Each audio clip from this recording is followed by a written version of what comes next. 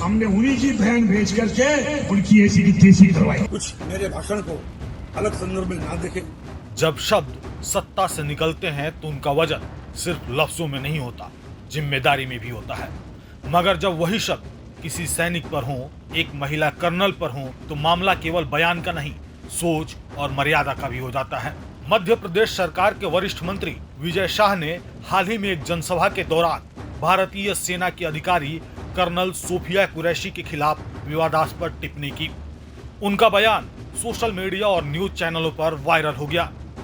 देश की सुरक्षा में महत्वपूर्ण योगदान देने वाली महिला अफसर के लिए इस तरह की टिप्पणी पर पूरे देश में नाराजगी दिखी। मामला सीधे सुप्रीम कोर्ट की चौखट तक पहुंचा। सुनवाई के दौरान मुख्य न्यायाधीश BR गवई ने तीखी प्रतिक्रिया दी और मंत्री विजय शाह से पूछा, आप मंत्री हैं, क्या ये भाषा आपको शोभा देती है? संवैधानिक पद पर बैठे व्यक्ति से ऐसी उम्मीद नहीं की जाती।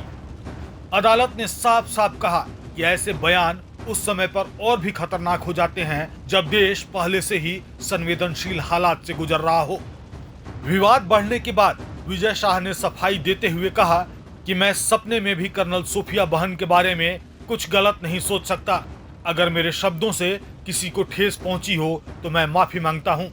मेरा परिवार भी सेना से जुड़ा रहा है, मैं सेना का सम्मान करता हूं।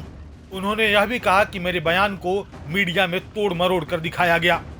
वहीं मंत्री ने सुप्रीम कोर्ट से आग्रह किया कि उनके खिलाफ दर्ज FIR पर रोक लगाई जाए, लेकिन कोर्ट ने इस याचिका को खारिज करते हुए कहा कि हाई कोर्ट का आदेश पहले से मौजूद है और इस पर 24 घंटे में कोई असर नहीं होगा। महू तहसील के मानपुर थाने में कर्नल सोफिया को लेकर दिए गए बयान के बाद IPC की धाराएं 152, 196(1)B और 197(1)C के तहत FIR दर्ज की गई है।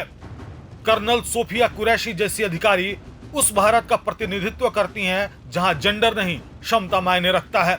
ऐसे में जब सत्ता का कोई चेहरा उनके नाम को राजनीतिक मंच से गलत संदर्भों में घसीटता है तो वह केवल एक महिला अफसर का नहीं, सेना की प्रतिष्ठा का भी अपमान होता है।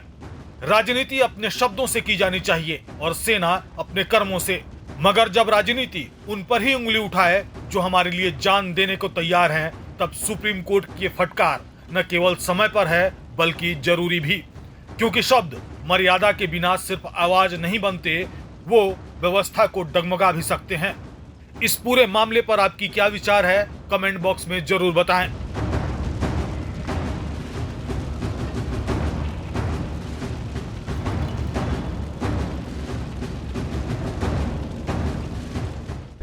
प्रभातखबर.com, विश्वास वही, रफ्तार नहीं।